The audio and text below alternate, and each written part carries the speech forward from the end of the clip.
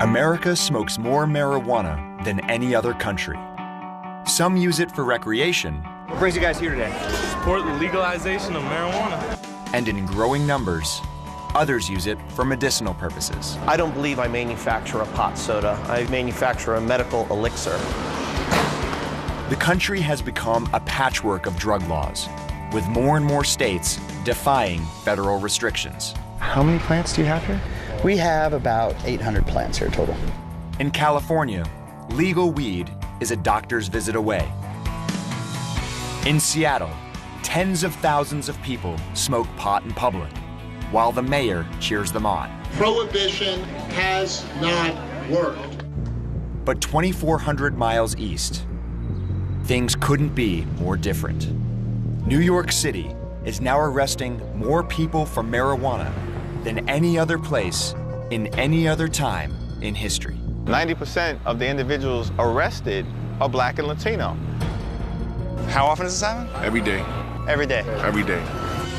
Smoking a joint can't kill you, but getting arrested for it might. You could have actually died this night. Very easily. On this episode of Vanguard, we explore the confusing, contradictory, racially charged landscape of marijuana enforcement. The DEA raided a medical marijuana club in San Francisco. Our medicine is marijuana. Listen to Obama. And visit some of the emerging front lines in the war on weed.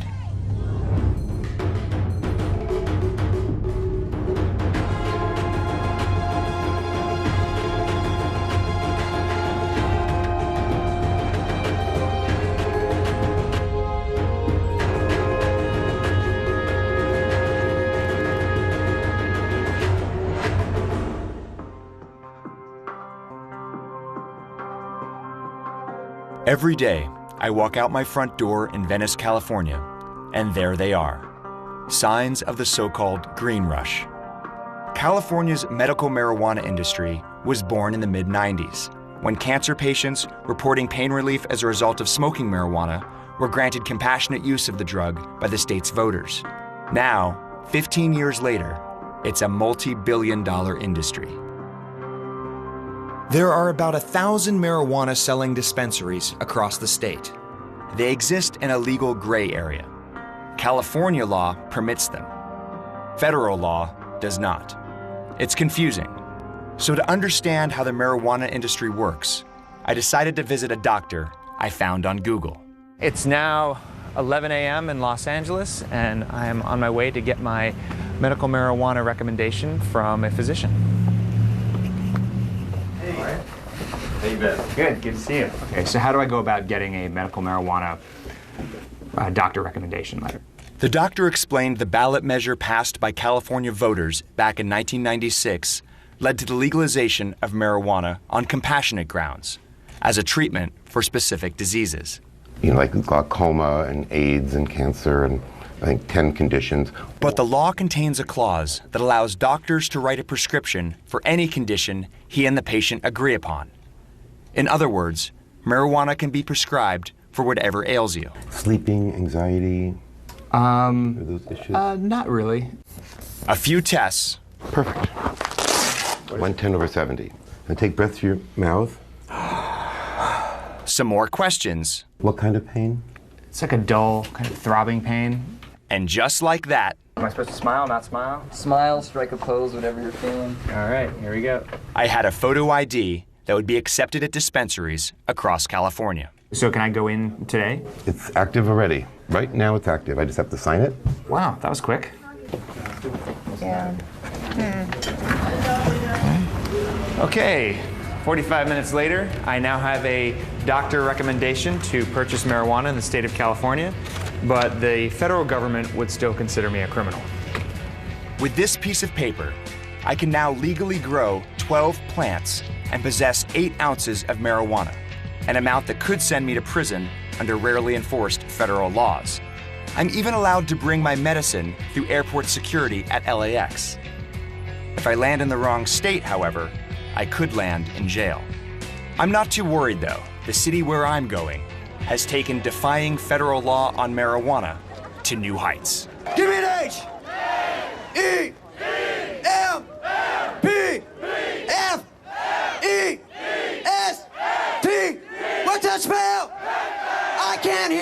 what's that smell? This is Seattle's Hempfest, the largest annual marijuana event in the United States. In August, an estimated 250,000 people attended to party, protest, and smoke, all in plain view of the police. What brings you guys here today? Support the legalization of marijuana. Are you a medical user? No. Okay. Recreational? Yeah. Are you prepared, Seattle, to demand the decriminalization and legalization of marijuana? So the crowd is right now counting down to 4:20, the internationally recognized time to get high. There are tens of thousands of people here, all about to light up, and nobody's going to get arrested.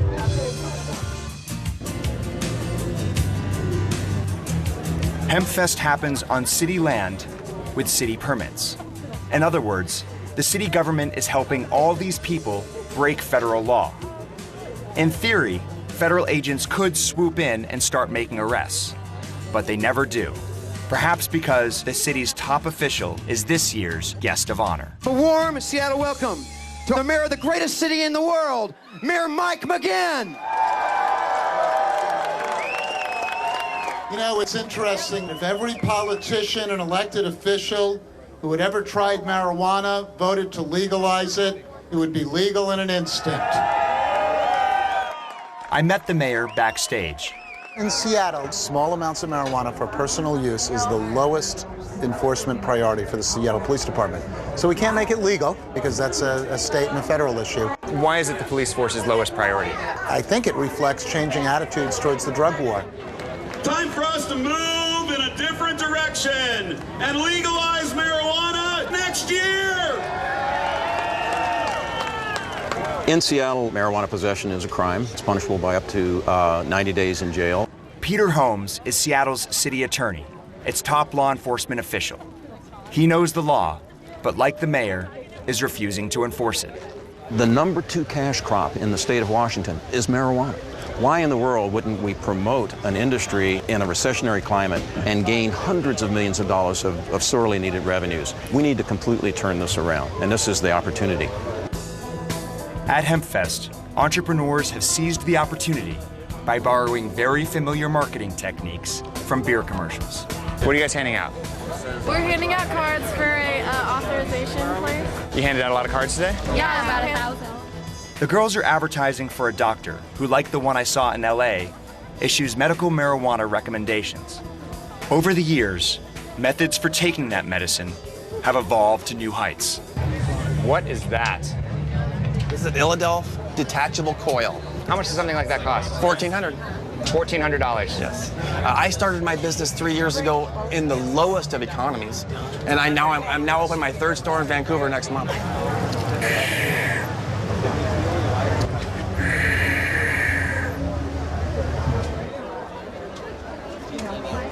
Smooth. All this, the music, the masks, the giant joints, brings hundreds of thousands of dollars into the city. But money, it turns out, is not the motivating factor in the city of Seattle's decision to abandon the prosecution of marijuana cases.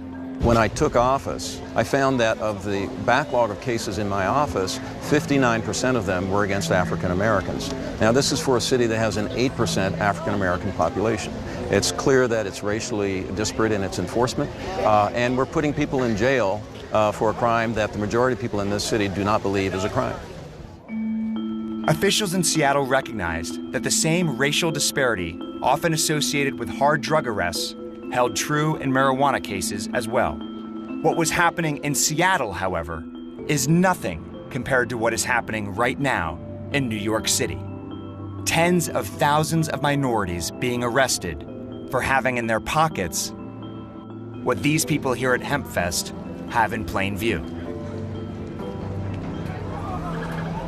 Over the last decade, we've seen an explosion of marijuana arrests in the city of New York.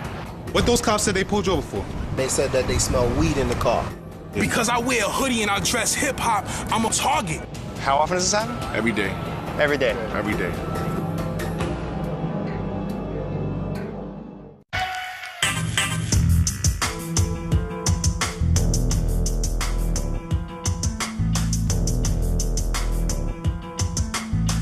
In New York City, law enforcement's attitudes towards marijuana are a far cry from what we saw in Seattle, where the policy is no arrests despite the law.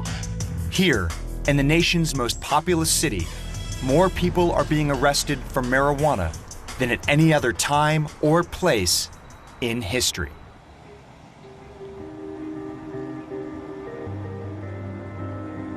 This is how critics say New York City police arrested tens of thousands of people for minor marijuana possession last year. It's called stop and frisk. Police stop a, quote, suspicious person, and they go through his pockets, even though he's not accused of a crime. According to the NYPD's own records, they made 600,000 stops just last year. That's more people stopped on the streets of New York than live in the city of Seattle. And about 90% of them are Black and Hispanic. Greetings, YouTube. It's NYC Resistance. I'm making this video as a wake-up call to show you what's happening in what's supposed to be the freest country in the world. You are listening to the voice of a man who calls himself NYC Resistance. The young man spends his days and nights patrolling New York City, filming what he believes are unjust frisks and arrests made by police throughout the boroughs. So he asked you to step outside the car, then what happened? Search you, I smoke weed. I'm walking home, I ain't do nothing. Like, they just stopped, they just probably see me. If I had a suit and tie on, you would never with me. But because I wear a hoodie and I dress hip-hop, I'm a target. When you dressing like with the biggie, in the jeans, saggy jeans with the do-rag and the hat ski, you already know how they gonna feel. All right, so we just pulled in front of Yankee Stadium where we're meeting NYC Resistance. He's very paranoid about anybody knowing who he is, so he has agreed to meet with us right here. We're waiting to see if he makes an appearance.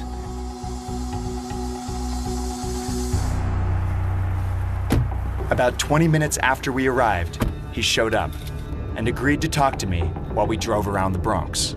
What made you start doing this? After years of constantly being stopped by the police for no reason, I decided to take matters into my own hands.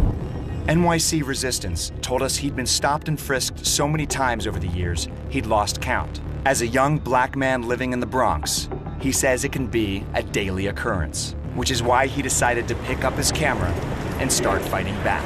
Let me introduce, my name is NYC Resistance, right? Okay. And I record when the police do stop and searches. They harass us on a regular basis. It's nothing new, you know what I'm saying? It's always like this. NYC Resistance agreed to show us how he works, but only if we'd hide his face and never reveal his true name.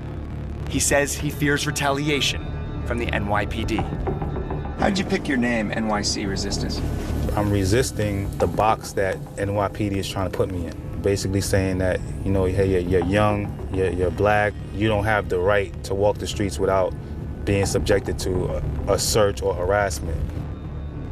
Critics say the marijuana arrests are a byproduct of the stops NYC Resistance films.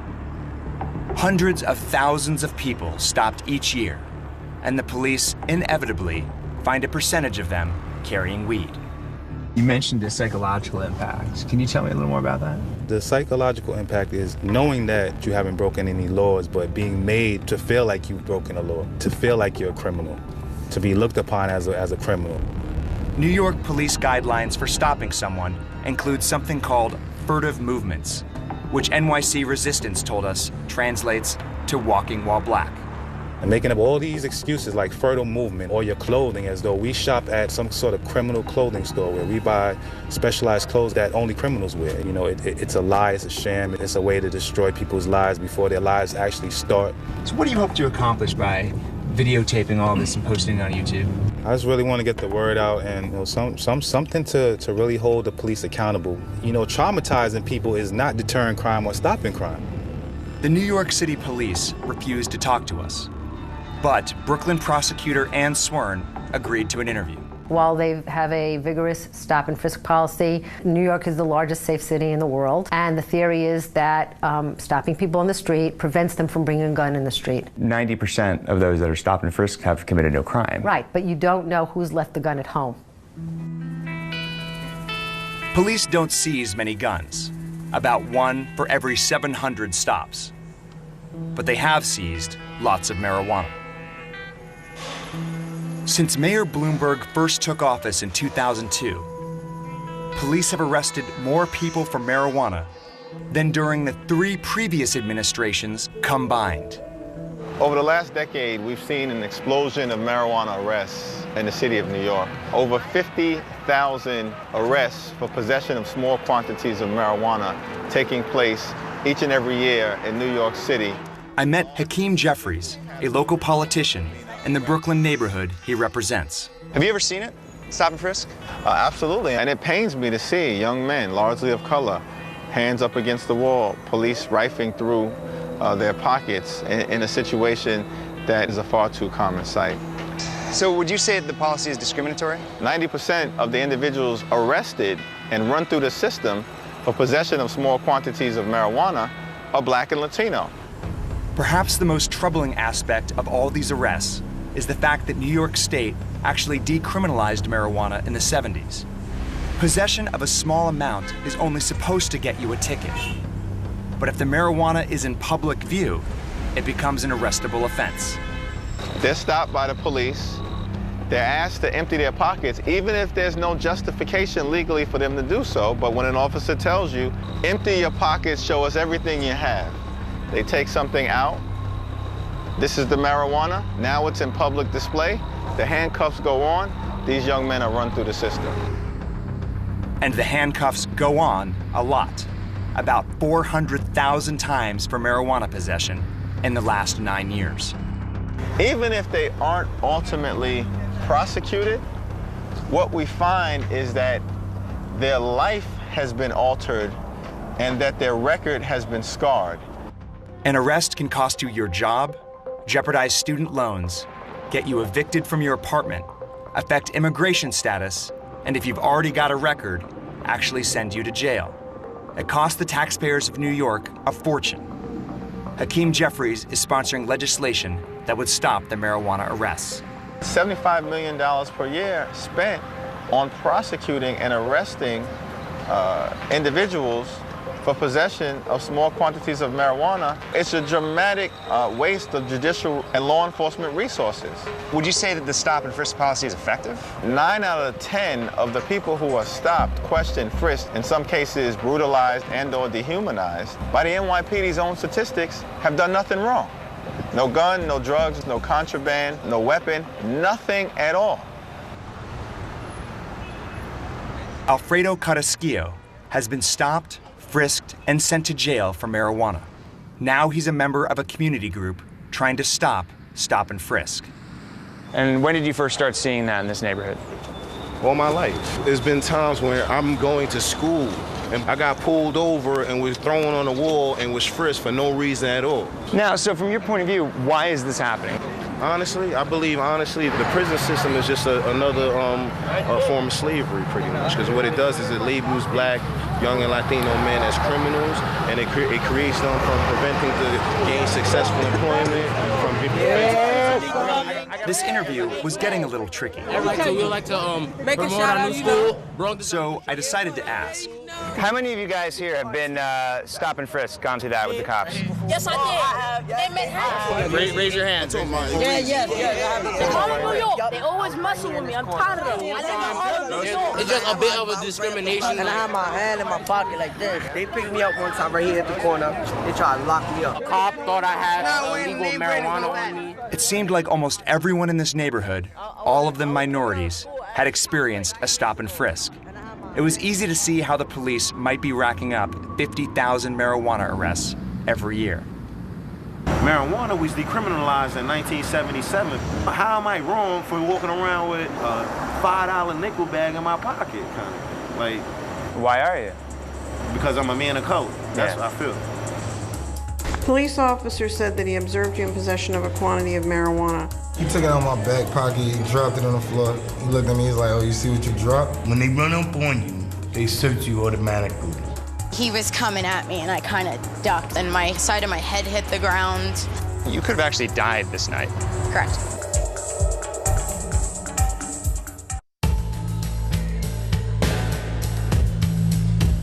The criminal courts building in Brooklyn is where you face the judge when you get arrested for marijuana possession. Police officer said that he observed you in possession of a quantity of marijuana. It was recovered from the center console of the vehicle. They found marijuana on the floor of the car. They recovered it from your hand. You were in the hallway.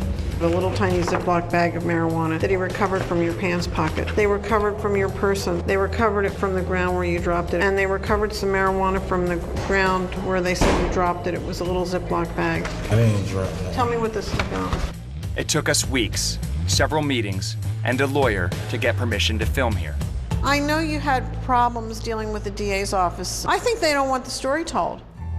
The story, says legal aid lawyer Ellen Sachs, is about overburdened courts, prosecutors, and defense lawyers, all dealing with cases that should have never gotten here. Our first day in court, 57 of the 126 cases on the docket were for tiny amounts of marijuana. I see all these stupid cases, these kids get arrested for marijuana. I see more bad searches now, I think, than I've ever seen before. Why did the police officer stop your friend's car? No reason. They just pulled us over. Searched me, found a bag of weed. They're not supposed to search you, but they searched you anyway? Okay. He took it out of my back pocket, he dropped it on the floor. He looked at me, he's like, oh, you see what you dropped? They didn't recover it from my hand. They recovered it from a cigarette pack. Where was the cigarette pack? In my pocket. When they run up on you, they search you automatically. They don't even give you a chance, you know, they just go in your pocket. That's their job. That's not their job. Okay. Police aren't supposed to reach into people's pockets to look for drugs, and they can't legally force people to empty their pockets. But if story after story after story is to be believed, they do it all the time. Why'd they stop my car? Racial profiling. You know, what they did is 100% completely wrong. It's illegal. It's all about knowing your rights. Now I know. Yeah, but I'll tell you something. Now you know. But if you say to the cop the next time it happens, he's just going to beat the shit out of you. If you wanted to go to trial on this case, you could win because you'd win the hearing. You'd probably be acquitted if you went to trial, but it would be numerous appearances. Why are so many kids being brought in here with nickel bags and dime bags? If you're smoking a marijuana cigarette on the street, that's a misdemeanor. So are you saying all of the arrests that are being brought in here, those are all people that are actually caught smoking the marijuana, or? No, but they could either have more than 7/8 of an ounce. It could be open in public view. But it seems to be that through this, what's happening is through a lot of stop and frisk, cops are then pulling it out of their pocket and saying, look. I don't have, you know something, the paperwork doesn't indicate that. If the paperwork did attest to the behavior that is being alleged by many of those detained, the police would be admitting to illegal searches and bad arrests. I have no reason to believe that police are saying to people, empty out your pockets, and then saying, voila, or aha, there's the marijuana, now it's open in public view, and now I'm going to arrest you. It's an easy arrest. It's a really easy arrest. It's easier to arrest a kid for marijuana than it is to chase down somebody who's robbed somebody. And why would police be looking for an easy arrest? Because they get the same amount of overtime, the same amount of money for making an easy arrest as a hard arrest. Plus, you know, they're not running through the streets chasing somebody. Who are the majority of people that they're arresting? They're black and Latino kids. If you see a white kid in here, you're surprised. Why aren't they arresting people in some of the nicer areas of Brooklyn, like Park Slope or Brooklyn Heights? First of all, in Brooklyn Heights and Park Slope, there's not that many black and Latino kids. But they wouldn't do it there. The community would be up in arms, and the community is a powerful community. You just gotta put yourself in better situations. Like, if you know people over there get stopped in first, don't go over there. Only happens in Brooklyn? The bad places in Brooklyn, the bad places in the Bronx, all that. You could be in Park Slope. They walk right by you. They probably say hello to you. How you doing? In most cases, defendants are held in a jail cell, sometimes overnight, then given what is called an ACD, essentially the equivalent of probation for a year.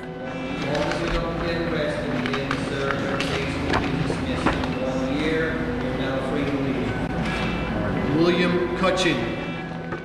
Some would say, look, this is the law. You know, the cops are breaking the law too by just going into people's pockets and searching them for no reason. And why are they doing that? Like, why are It's just numbers, and nobody has stopped them.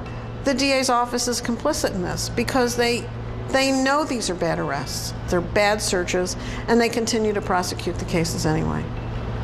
I think it's scandalous.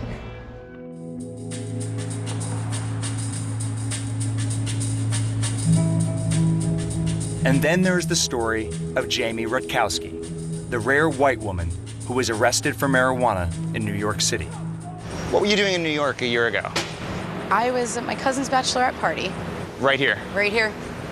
Right Okay. here. Then what happened? I don't remember how it came up, but we had decided to go outside and smoke a joint. You didn't know about New York's strict marijuana laws? No idea. We got to probably about here, and this is about where it happened, right around here. Okay.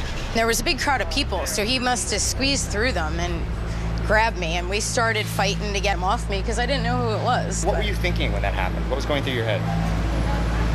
I'm getting abducted. I mean, it was pretty intense. My first instinct was to fight to get away. He was coming at me, and I kind of ducked, and he slammed us into this way. My shoulder hit the pole, and my side of my head hit the ground. Passerbys actually started calling 911, and then a police car finally came up, and when the police car came up, he pulled out the badge and said, "Police, you know, you're under arrest." Jamie and her friend were handcuffed, stuffed into a car, and hauled to the 7th Precinct. They brought us in and they put us in a cell, and they started booking us and fingerprinting and all that. And then I really started not feeling well. When I'm under stress, my sugar goes high and it just starts going up. Jamie is a type 1 diabetic. If she doesn't get her insulin and get the right amount, she can die. According to Jamie, police refused to give her her diabetic kit. Then, pleading with the police, she says things got worse. I'm really not feeling well. I need to check my sugar. Oh, well, we have to call an ambulance. It was like 4 hours before they actually called an ambulance. Jamie says that by the time the ambulance arrived, her condition had become quite serious. Was it like going into diabetic shock? It was getting to that point, yeah. I started getting the symptoms, and it was getting there. So they had decided that I had to go to the hospital. They handcuffed me behind my back, and they shackled my feet. Under a police escort, the paramedics took her to the emergency room, where she was chained to a hospital bed and slowly brought out of the danger zone. Then it was back in the ambulance, back with the leg irons, and back to the cell. But the long ordeal was not over. The next stop for Jamie, still shackled, was Central Booking, about 20 blocks further downtown. I was rebooked. I was fingerprinted and photographed and all that. Finally, I was taken into court, and I was still handcuffed and shackled. I was called up in front of the judge, and they said, oh, it's ACD, and that was it. They took me out of the courtroom, uncuffed me, and let me go. So how long was it from the time that you were first tackled and arrested to like when you were let go? It was like 21 hours. 21 hours. Yeah, it was a long time. Jamie Rutkowski sued the city of New York, and the city settled for $125,000. So you could have actually died this night? Correct, yes. Wow. Very easily. How close do you think you were to that? Pretty close. I was pretty close. This is all Colorado-grown cannabis. So this is where the magic happens. We have about 800 plants here total. This is our mango Afghani, sour Maui, Gumball 47. Do you ever worry that one day the door is going to be knocked down and people are going to raid this place?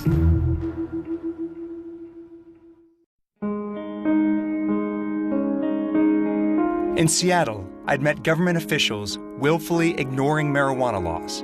In New York, I'd seen police stretch marijuana laws, arresting young minorities by the tens of thousands. My next stop was Colorado, where state government has stepped into the marijuana business as a partner. So I can't help but notice that we are catty-cornered to a police station. You ever think that you'd be selling massive quantities of marijuana right in front of the police? No, never. This is Dan, the owner of a chain of 3 marijuana dispensaries in Colorado. The mayor's come by, the chief of police has come by. And they're supportive? They're very supportive. It's been a great community to work with. He says politicians here are supportive of medical marijuana for a very good reason: money. Once you were able to show the state the sales tax numbers, and once you got them hooked on that and their budgets therefore tied to that number, we were entrenched into the state's budgetary process, and that gave us protection. Back in 2000, Colorado voters amended their constitution to allow for medical marijuana. The state jumped in with both feet. It created a new branch of government specifically charged with regulating what is now the only for-profit medical marijuana industry in the country. And the industry is booming. It's not just the money that the states can make, but the employment base they can improve. They could lease up buildings. They could hire electricians, plumbers. It never ends on how many branches that a new industry can provide for. Before starting this business, Dan was a banker. I got laid off in 2008 when the credit crunch occurred, and after that I was looking to buy a liquor store, and I was looking for essentially a recession-proof job that I would never go through another layoff. Instead, he turned to marijuana. The allure was pure business, a growth opportunity during the worst economy in 80 years. Here is where you kind of begin to see all of the products that we're able to provide to our patient base. This is all clean, Colorado-grown cannabis. Young as it is, Dan's business is growing so fast, he may soon stop accepting new customers because his dispensaries can't meet demand. And you pay taxes? Absolutely. Sales taxes alone, I pay no less than $20,000 a month. Across the state, about 3,000 people are employed in the marijuana industry. About 150,000 residents carry medicinal cards, with roughly 1,000 new cards issued every day. So this is where the magic happens? This is where a large portion of it begins. How many plants do you have here? We have about 800 plants here total. In order to keep the drug cartels out of the marijuana business, the state's Marijuana Enforcement Division requires dispensaries to grow themselves 70% of the product they sell. Yeah, it's a lot of marijuana in one place. This place is relatively small to places I've heard and seen personally. Really? This is considered a boutique grow in the state. Very much so. We're trying to get production to the level to meet demand. So you can't grow fast enough? Every time we double up, the weed sells out even faster than previously. Kelly is one of Dan's chief growers. There's a flowering room. When plants come in here, they go immediately into flower. So this one here is our blaze. And if you smell it, it'll have like a hazy blueberry smell. It does actually have a blueberry smell. Who thought?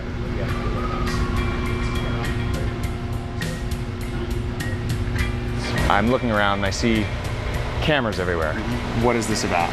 You know, per the state law, we are required to have cameras covering every piece of the process. The State Medical Marijuana Enforcement Division has the ability to flip on their monitors at their offices and look in here.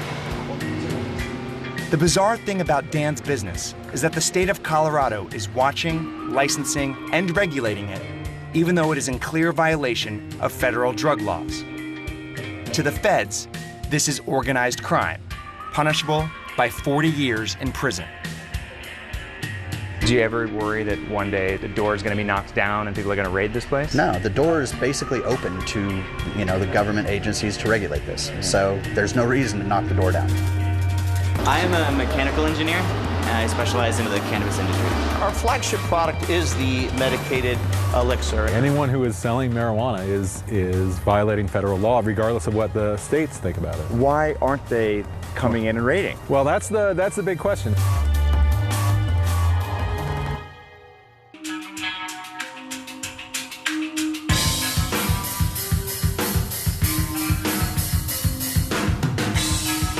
It looks like a lab in a pharmaceutical company. It's a glycerin emulsion that we're making. I am a mechanical engineer, and I specialize in mechanical and solvent-based extraction forms. And it sounds like big business. There's 2 products we're going to be promoting, and then 3 aspects of it. The social media, which includes the Facebook, the Twitter, the email marketing, and then any press relations that we can garner from it. This is Dixie Elixirs, a medical marijuana infusion company. Wow, it's just like any other factory here. Today it's a $1.7 billion market. In 5 years, it's going to be a $9 billion market. Dixie takes the active ingredients out of marijuana and puts them into products you eat and drink. We're a registered facility by the state of Colorado. Trip Kieber is the entrepreneur at the helm of the operation. Our flagship product is the medicated elixir. It's a THC-infused product designed to provide medicinal benefit to the patient. Is it essentially a soda?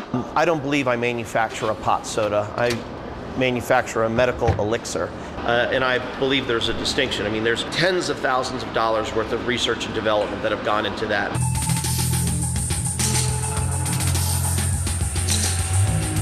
This is a trade secret. Kind of like having a secret recipe to Coca-Cola. So goes in as a flavored Kool-Aid, comes out as soda. So is this the finished product now? Yes.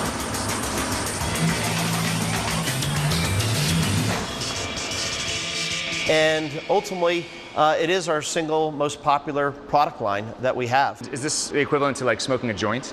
That would be the equivalent of 1.5 grams through a marijuana cigarette. Yep. 1.5 grams, that's a big joint. It is. Trip says he's invested $1 million of his own money into Dixie. We have 24 full-time employees and then 4 paid consultants.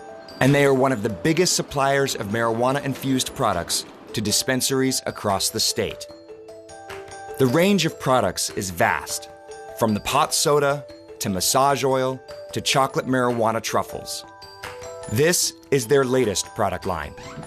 This is a brand new product that's only a couple of weeks old. It's a pharmaceutical grade cannabis capsule that is a AM focus. So there's actually a focus pill? Yeah, and I've never heard of marijuana being used to help focus. So where's the raw stuff?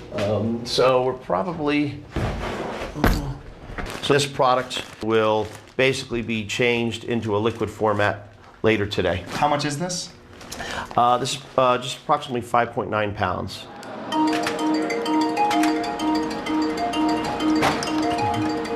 Because you're in kind of this legal gray area, the feds must look at you not just as a dealer, but a drug kingpin. You're manufacturing on a massive level. Does that make you nervous at all? There are a pair of red dice on my desk. That's to remind me that there is an inherent gamble.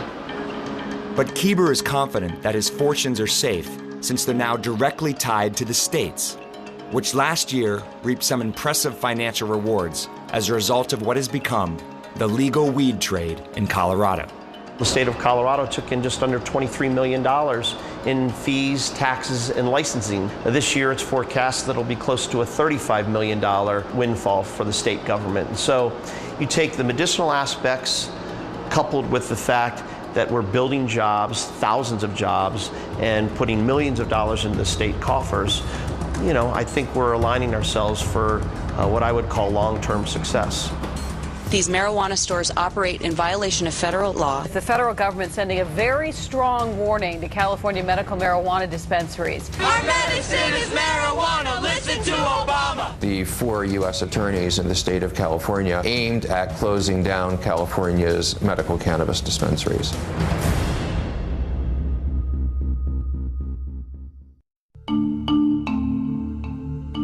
I traveled coast to coast and had seen for myself the confusing and often contradictory state of marijuana laws across the country. I knew that weed remained illegal under federal law, yet I'd gotten myself a prescription in California. So can I go in today? It's active already. And attended the world's biggest pot festival in Seattle, where the mayor was the guest of honor. Is what's happening today here legal? You know, no, it's not legal. I'd been to New York City, where 50,000 people a year get arrested for pot. 90% of the individuals arrested are Black and Latino. And I'd seen Colorado's thriving for-profit marijuana industry.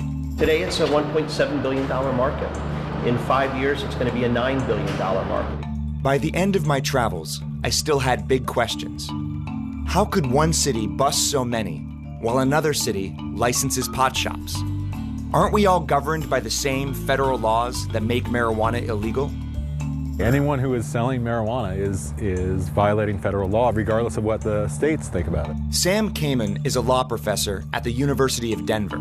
He's a constitutional scholar and an expert on marijuana laws. Does Colorado's state law trump federal law?